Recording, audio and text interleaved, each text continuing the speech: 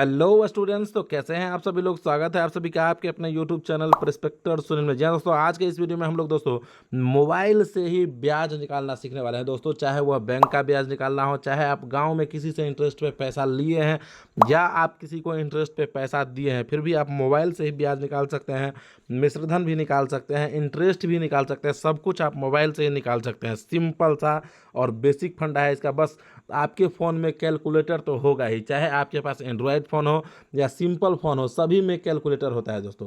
तो कैलकुलेटर से ही हम लोग इंटरेस्ट निकालना सीख लेंगे आज के इस वीडियो में।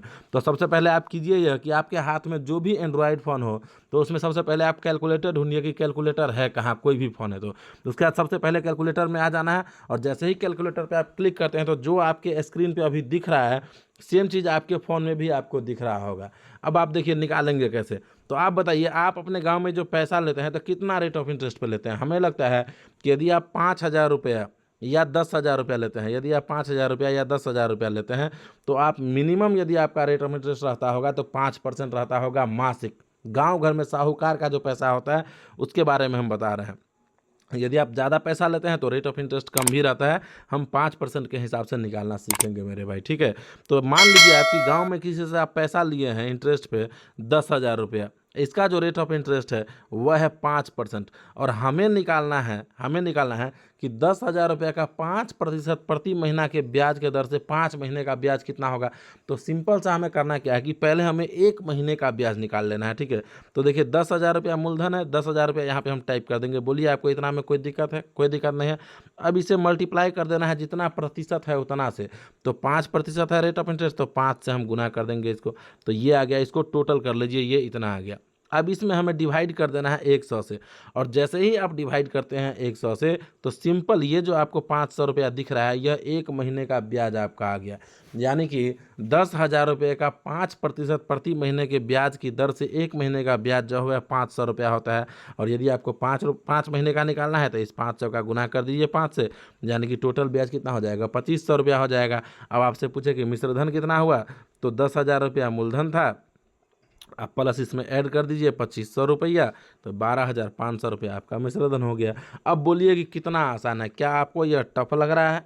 क्या आपको यह टफ लग रहा है? अब चलिए थोड़ा दूसरा रेट ऑफ इंटरेस्ट पे देखते हैं। मान लीजिए 3% पे देखते हैं कि यदि आप किसी से 50,000 रुपया लिए हैं ब्याज पे, ठीक है, 50,000 रुपया लिए हैं या आप किसी को दिए भी हैं, तो 3% के हिसाब से कितना होगा?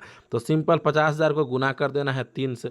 अब ये इतना हमें आ गया, इसको भाग कर देना है 100 से। अब ये जो 1,500 रुपया इंटरेस्ट आया, ये आया हमारा 1 महीने का। और यदि हमें 5 महीने का निकालना है तो इसी को हम 5 से गुना कर देंगे, तो 5 महीना का 7,500 रुपया ब्याज हो गया। और यदि मिश्रधन पूछेगा तो 50,000 में क्या करेंगे? 5,000 7,500 रुपया ऐड कर देंगे। 50,000 में 7,500 रुपया हम ऐड कर देंगे, हो गया सिंपल। यानी कि ये जो है 57,500 रुपया मिश्रधन हो गया। तो इस प्रकार से हम निकालते हैं दोस्तों। अब जरा सा तुलना कर लेते हैं कि यही पैसा आप बैंक से लिए रहते तब आपको कितना ब्याज देना पड़ता है।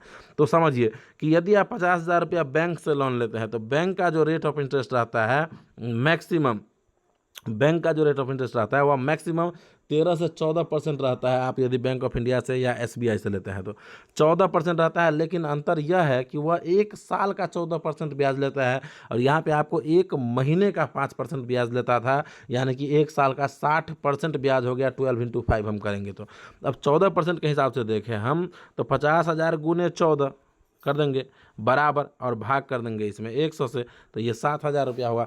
यानी कि यदि आप 50,000 रुपया बैंक से लोन लेते हैं आप, तो 1 साल का मात्र आपको ब्याज देना पड़ता है 7,000 रुपया, केवल 7,000 रुपया।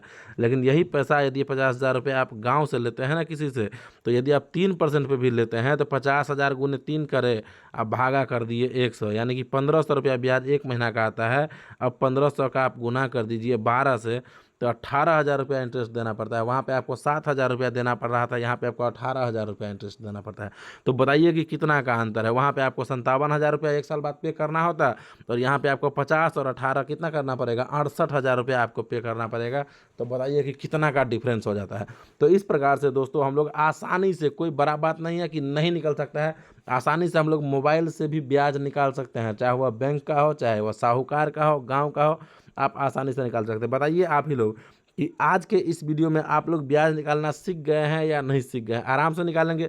अब बताइए कि 10,000 रुपये का यदि निकालना है 5% के हिसाब से, एक साल का ब्याज कितना होगा, तो 10,000 गुने 5 कर दीजिए, इतना आ गया। भाग दे देना है 100 से, यानी कि एक महीने का ब्याज 500 रुपया हो गया। गुना कर दीजिए, एक साल का निकालना है तो 12 से, यानी कि 6,000 रुपया ब्याज हो गया। अब क्या करना है आपको कि 10,000 में जो है, अब क्या करना है आपको कि 10,000 में जो है 6,000 जोड़ देना है, यानी कि 16,000 रुपये टोटल आपको देना पड़ेगा। तो इस प्रकार से आप आसानी से निकाल सकते हैं, कोई बड़ा बात नहीं है दोस्तों। ठीक है, पूरा का पूरा आप समझ गए हैं।